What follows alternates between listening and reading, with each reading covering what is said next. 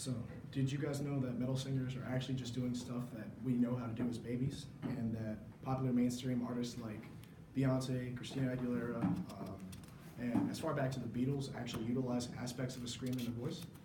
Or, starting really basic, is that our vocal cords actually aren't cords, they're shaped as folds. Today I'm going to be teaching you about screaming vocal techniques and basically a lot about your voice in general. I'm going to inform you on the history of screaming vocals and how they accent music, explain the science and technique behind the screaming, and show basic formations of a scream. As someone who's been practicing this for 8 years, I feel like I have a lot of idea on the subject matter, and it's a lot of research that I've done before and learning how to utilize my voice. So let's move into the history of screaming. One of the earliest examples I could find was a song called I Put a Spell on You by Screamin' Jay Hawkins, which was released in 1956. I feel like we've all heard this song before for some weird reason. I have. That song, is everybody familiar with that Mm-hmm. one? Well, like, I guess you're probably like me and only know like the first 20 seconds of it, but after, like later in the song, he does this little weird thing. Turn it up a little bit.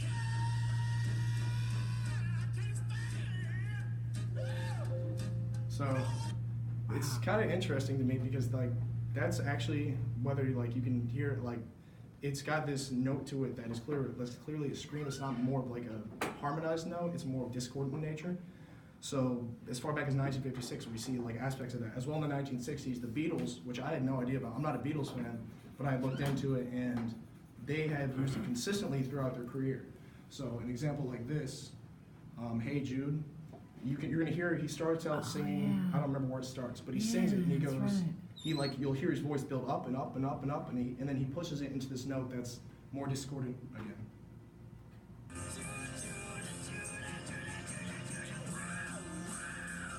And again, that's another clear representation of a scream. And I saw this one compilation of like screaming things from them, and it like some of them are just as crazy as you hear in the music I listen to. So it's actually pretty cool.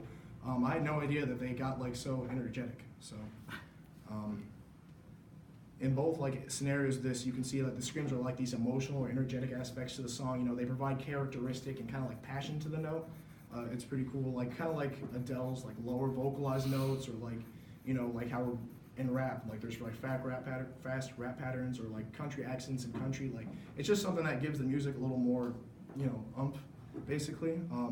But in both these scenarios, I've depicted strictly male singers, which is not the case at all. There's female metal vocalists that make me sound like a lost puppy in comparison. And I found an example of Christina Aguilera actually performing a scream. I don't know what the context is. Yeah. It's like, Which, again, that's really weird, but I also think that, me personally, that's pretty cool because it's better than anything I can do. Now that we understand some of like the usage and different aspects of music and history behind it, let's move into the technique itself. The form of singing is produced from something called your false vocal folds. I'm going to diagram it back here. So that's what your vocal cords look like. They're actually folds that kind of move in and out as you talk. And if you look at this, you can kind of see that the false vocal cords are above where your vocal cords would lie. They're separated from your true vocal folds by the ventricular space. They are not directly connected to the true vocal folds. This means that your false vocal folds are something you don't use primarily. They're something that you use just mainly when your voice gets louder, when your voice gets like a timbre to it. That's because your false vocal folds are taking into effect and kind of helping you push. San Francisco's Dr. Krzysztof Izdebski, who works with the Pacific Voice and Speech Foundation, specializes in patients with damaged vocal folds. He's found that metal vocalists are using sounds that come naturally from human babies, and he states that a little baby has all the sounds. It has the sounds of screams and growls, and inhalation and high pitch, and whistle and low pitch. So basically the reason why your baby doesn't sound human sometimes is because they're doing this thing with their false vocal folds that we kind of learn to like not do because we learn not to sound like idiots when we're older. He notes that the vocal folds of your average metal frontman never touch, which is how damaged the vocal folds are created when singing or screaming. So like when you do something wrong, whether it be through singing or just you're at a concert and you yell, just cheering on, and the next day you wake up sore, that's because your vocal folds are like touching in a certain way. The most common injury is something called vocal nodules, which are like little enlargements on your vocal folds. I've never personally gotten one, but if you're singing, it's something that happens. Your voice is kind of like a muscle, like when you work out. If you overexert or you overuse something, it's going to wear it down and you're going to need to let it heal. after a few months with vocal nodules, your voice will heal and you will be able to sing again, but it's just something you need to be aware of. But with proper vocal training, the sounds come from the vibration above our vocal folds, like he stated in his quote that I gave. And like you see, the diagram above is the false vocal fold. So basically, if you utilize that right, you're leading to no risk in vocal abuse.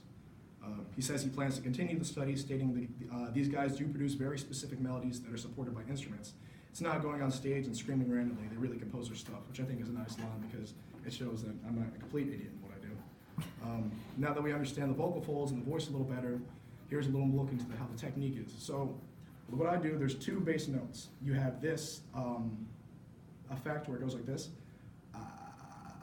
And most people kind of know how to do that. It's like that little grudge noise. I don't know if you guys have ever seen The Grudge. You have that, and then you have one that's which is the false vocal folds, where it's like a sigh, kind of like a sigh you give when it's like, my teacher made me take a quiz on Monday and give a speech on Wednesday. So it's just one of those grumpy sighs. So, but if I add a note to both of these, just it goes from to and that sounds really ugly and weird. And then if I do that with some diaphragm on my false vocal folds, which are much more powerful, it goes to a so Whoa. yeah, it's a lot louder. Now when I combine the two, I take this note and I add that false vocal thing and use just a lot of diaphragm compression, which is an important aspect of singing. It goes and so stuff gets loud. And then They call 911 next door, but go ahead. yeah, and then when I take the lower note, I add compression of my nose, which is really weird, but it works. A tight jaw. I put the tongue on the roof of my mouth, and I just make sure my voice is nice and low and everything is relaxed in my throat. I'm not tensing up when I do any of this, and then so basically it kind of adds on to this and then that's basically what I call music. So in conclusion, the effect of screaming in music is something that is much more common than people realize. A lot of your favorite artists use it to make their voice sound really powerful. Again, I like the usage, the one on Beyonce, because she does this timbre to her voice, and it doesn't sound like a scream, but there's these little layers she uses that I can hear because I've looked into it to where she's really projecting. It's really cool. So it started in the mid-19th century and moved onwards. Screams are all controlled by your false chords, which is a set of vocal folds you might have not known you have, but you do. And they're kind of precise notes. I have a formula to everything I do. So I'm not just randomly coming up here and straining out my voice and losing it. I warmed up my car on the interstate on the way. I warmed up my voice in the car on the way here to kind of make sure I don't die. So the screams that I've shown are what prevalent to me and the technique that I use. Hopefully I shed some light on a form of music and singing that you're familiar with. Maybe you'll go home and piss off your roommates and try it out yourself. Whatever works. Thanks.